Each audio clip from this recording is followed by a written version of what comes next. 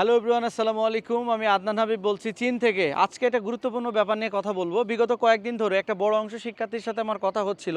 সবারই প্রশ্ন একটাই, 2026 সেপ্টেম্বর ইনটেকে চায়নাতে আর কতদিন পর্যন্ত অ্যাপ্লিকেশন করা যাবে। সবাই দ্বিধাদ্বন্দ্বের মধ্যে আছেন, বিশেষ করে যারা এখন অ্যাপ্লিকেশন করেননি। সো আমি তাদের জন্য বলবো 2026 সেপ্টেম্বর ইনটেকে চায়নাতে 30শে জুন পর্যন্ত অ্যাপ্লাই করা যাবে। তো 30শে জুন পর্যন্ত অ্যাপ্লাই করা গেলেও মোটামুটি চেষ্টা করতে হবে যত আর্লি অ্যাপ্লাই করা যায়।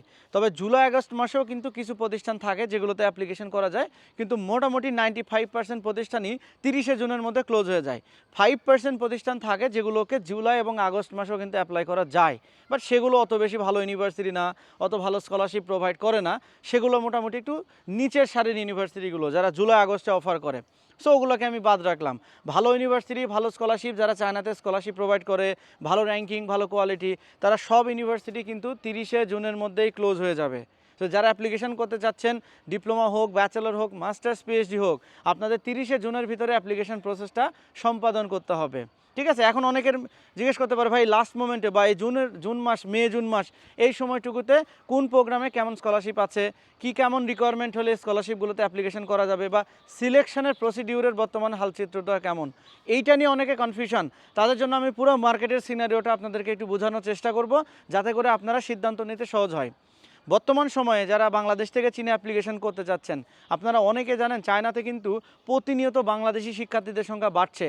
এত অ্যাপ্লিকেন্ট বাংলাদেশ থেকে, কারণ চীনের এই টেকনোলজি ডেভেলপমেন্ট, ডিফেন্স পাওয়ার, আনুষঙ্গিক ব্যাপারে চায়না যে পুরো বিশ্বকে লিড দিচ্ছে, সেটা বর্তমান সময়ে সোশ্যাল মিডিয়ার কল্যাণে বলি বা টেকনোলজির কল্যাণে বলি, এখন গ্রাম পর্যায়ের মানুষগুলো কিন্তু চায়না সম্পর্কে একটা পজিটিভ ভাইবস তৈরি হয়েছে। সবাই চায়নার অথেন্টিকার বিষয়গুলো কিন্তু সবাই জেনে ফেলেছে। বিশেষ করে আপনারা খেয়াল করবেন, বাংলাদেশ থেকে পলিটিক্যাল যারা ব্যক্তিত্ব রয়েছে, বিশেষ করে যে নতুন নতুন রাজনৈতিক দলের যারা ছাত্রনেতারা আছে, তারা কিন্তু রিসেন্টলি চায়না ভিজিট করেছে। তাদের বিভিন্ন পোস্ট বাংলাদেশের সোশ্যাল মিডিয়া, বাংলাদেশের পলিটিক্যাল ব্যক্তিবর্গগুলো সবাই যখন চায়না ভিজিট করেছে, চায়নাতে আসলে এত মানুষ আগে আসতো না। যখন আর একটা গভর্নমেন্ট ক্ষমতায় ছিল, তখন বাংলাদেশ বেসিক্যালি ইন্ডিয়া কেন্দ্রিক ছিল। বাংলাদেশ মনে করতো যে পৃথিবীতে দুটাই দেশ, একটা হচ্ছে বাংলাদেশ আর একটা ভারত। এর ব্যতীত যে পৃথিবীতে আরও দেশ আছে, যে দেশগুলো মানে বাংলাদেশের মানুষ জানার আগে তারা যে একটা বিপ্লব ঘটিয়ে ফেলেছে, সেটা বাংলাদেশের মানুষ জানতো না। চীন বর্তমান সময় তাদের এডুকেশন, ডিফেন্স, ইকোনমি, এখানে স্টুডেন্টের পড়ালেখা করার জন্য একটা ক্যাম্পাস লাইফ, আধুনিক সুযোগ সুবিধা, সব কিছু মিলে চীন যে আসলে কোন লেভেলে চলে গেছে, বাংলাদেশি স্টুডেন্টরা মাত্র সেই জিনিসগুলোকে রিয়ালাইজ করা শুরু করছে যে চীনের অবস্থানটা এখন কোথায়। দ্যাটস ওয়াই বাংলাদেশ থেকে একটা বড় অংশ শিক্ষার্থী চায়না অ্যাপ্লিকেশনমুখী হয়ে গেছে।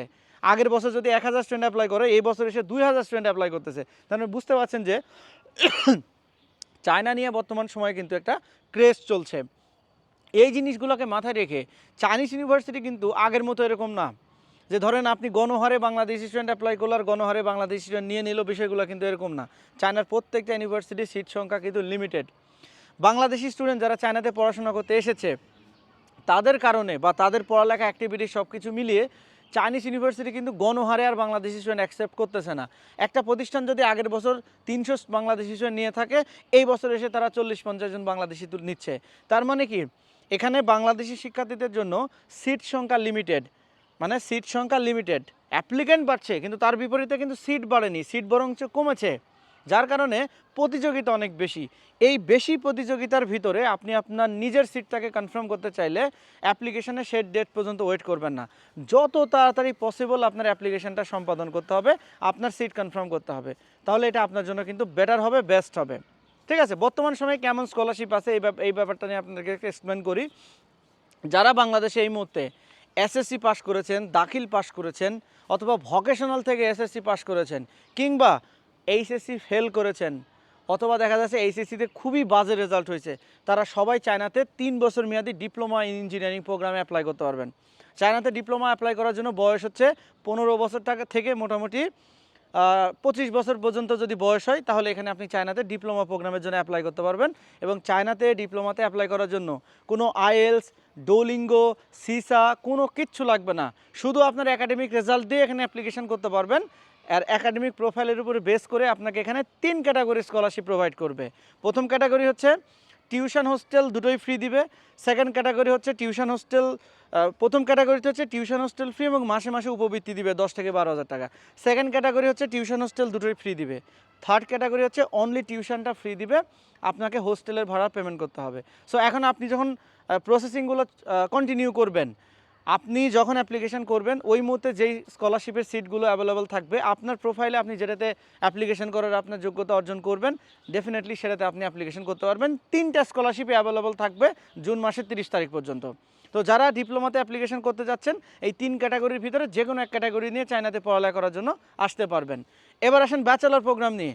যারা চায়নাতে ব্যাচেলরে অ্যাপ্লিকেশন করতে চান বাংলাদেশ থেকে, বিশেষ করে যারা পলিটেকনিক ইনস্টিটিউট থেকে যারা ডিপ্লোমা ইঞ্জিনিয়ারিং পাস করেছেন, যারা এই মুহূর্তে উচ্চ মাধ্যমিক পাস করেছেন, তারা মূলত চায়নাতে ব্যাচেলর প্রোগ্রামের জন্য অ্যাপ্লিকেশন করে। সো যারা ব্যাচেলর প্রোগ্রামে চায়নাতে অ্যাপ্লিকেশন করবেন, আপনারা এখানে ফুললি ইংলিশ মিডিয়ামে অ্যাপ্লিকেশন করতে পারবেন। মানে চায়নাতে ব্যাচেলর প্রোগ্রাম ফুললি ইংলিশ থটে আপনি পড়তে পারবেন এবং এখানে অ্যাপ্লিকেশন করার জন্য আইএলটিএস সহ যেমন অ্যাপ্লাই করা যাবে, আইএলটিএস ছাড়াও অ্যাপ্লাই করা যাবে। দুটো ওয়েতে অ্যাপ্লাই করার সুযোগ আছে।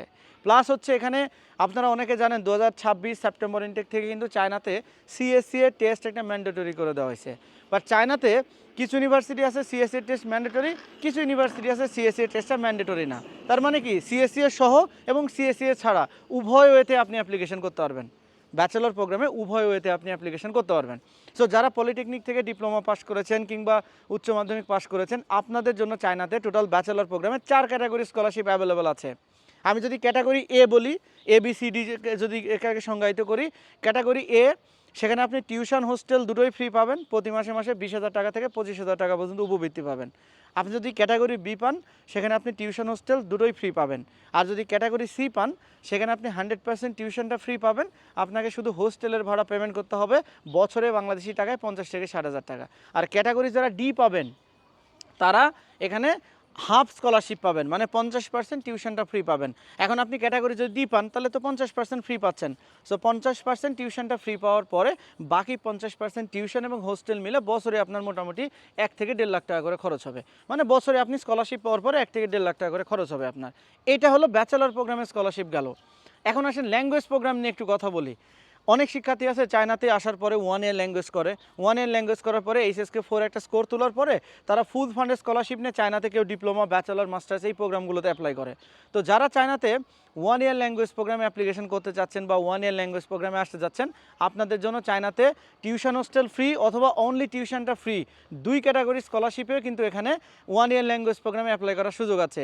অথবা কিছু প্রতিষ্ঠান আছে যেখানে সেলফ ফান্ডেও ল্যাঙ্গুয়েজ করা যায়, যেগুলোর মোটামুটি 5 থেকে 6,000 আরবি খরচ করলে কিন্তু 1 ইয়ার ল্যাঙ্গুয়েজ প্রোগ্রামে অ্যাডমিশন নিতে পারবেন। এই সুযোগ সুবিধা আছে। এখন আসেন মাস্টার্স পিএইচডি প্রোগ্রাম। জুন 30 তারিখ পর্যন্ত চায়নাতে কিছু প্রতিষ্ঠান আছে যেগুলো মাস্টার্স পিএইচডি প্রোগ্রামও কিন্তু আপনাকে স্কলারশিপ অফার করবে এবং এই শেষ সময় মাস্টার্স পিএইচডি প্রোগ্রামে টিউশন হোস্টেল দুটোই ফ্রি, মান্থলি 500 থেকে 1000 আরবি করে স্টাইপেন্ড সহ কিন্তু আপনি অ্যাপ্লিকেশন করতে পারবেন। তবে যদি একবারে শেষের দিকে চলে যায়, যদি আপনি প্রফেসর ম্যানেজ করতে না পান, উপবৃত্তি যদি নাও পান, অ্যাটলিস্ট টিউশন হোস্টেল ফ্রি স্কলারশিপও কিন্তু আপনি জুন 30 তারিখের পর্যন্ত মাস্টার্স পিএইচডি প্রোগ্রামে অ্যাপ্লিকেশন করতে পারবেন। এইটা হচ্ছে ওভারঅল স্কলারশিপের ব্যাপার গেল। এখন সবাই মনে করতে পারে যে ভাই আমার তো উপবৃত্তি সহ স্কলারশিপ দরকার, আমার তো টিউশন হোস্টেল ফ্রি দরকার, আমার তো 100% টিউশনটা ফ্রি দরকার। কিন্তু ব্যাপার হচ্ছে এখানে দেখেন, আপনি চাইলে সব কিছু তো পাবেন না। এখানে আপনার প্রোফাইল যেমন আপনি তেমন ইউনিভার্সিটি পাবেন, আপনার প্রোফাইল যেমন আপনি তেমন র্যাঙ্কিংয়ের ইউনিভার্সিটি পাবেন। এখানে যে ইউনিভার্সিটিগুলোতে আপনি অ্যাপ্লিকেশন করতে পারবেন সেগুলোর ওয়ার্ল্ড র্যাঙ্কিং মোটামুটি 100 থেকে 1500 পর্যন্ত বা 2000 পর্যন্ত।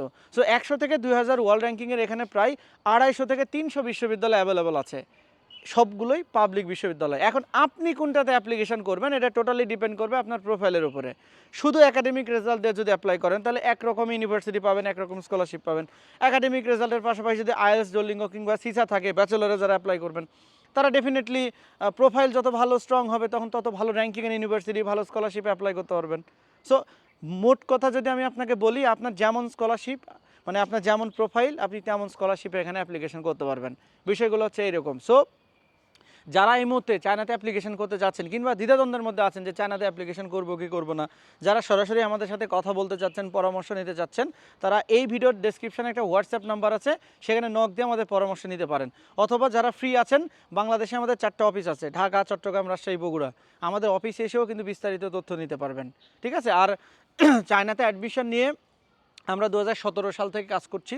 আমাদের সহযোগিতায় প্রায় এখন পর্যন্ত 2000 বাংলাদেশি স্টুডেন্ট স্কলারশিপ সহ চায়নাতে পড়ালেখা করার সুযোগ পেয়েছে। আমরা আশা করব আপনারও চীনে স্কলারশিপ পেয়ে উচ্চশিক্ষার স্বপ্ন পূরণ হবে ড্রিম অ্যাব্রোড এডুকেশনের সহযোগিতায়। আমরা যে টাকাটা চার্জ করি স্টুডেন্টের কাছ থেকে সেটা ভিসার পরে স্টুডেন্টরা পেমেন্ট করে আমাদেরকে, এবং আমরা যে সার্ভিস চার্জটা রাখি, বাংলাদেশের যত এজেন্সি চায়নাতে অ্যাডমিশন নিয়ে কাজ করছে আমাদের সার্ভিস চার্জটা সবার থেকে কম। এবং আমাদের কাছে ফাইল ওপেন করতে কোনো অরিজিনাল ডকুমেন্টসও জমা রাখতে হয় না। আপনি অফিসে আসবেন, কেমন স্কলারশিপ লাগবে তার একটা এগ্রিমেন্ট করে আমাদের কাছে ফাইল ওপেন করবেন, আমরা এগ্রিমেন্ট অনুযায়ী আপনাকে অ্যাডমিশন করাবো, ভিসা করাবো, আফটার ভিসা আপনি সার্ভিস চার্জ দিতে পারবেন। সো এত সুন্দর প্রসেস প্রক্রিয়া এবং বাংলাদেশের মধ্যে সব থেকে কম খরচে চায়নাতে অ্যাডমিশন নিতে চাইলে চলে আসেন আমাদের অফিসে, দেখা হবে, কথা হবে ইনশাল্লাহ। এই ছিল আজকের ভিডিওতে। নতুন কোনো ভিডিওতে নতুন কোনো টপিকে আবারও সবার সাথে কথা হবে। সে পর্যন্ত ভালো থাকবেন, সুস্থ থাকবেন। আল্লাহ হাফেজ।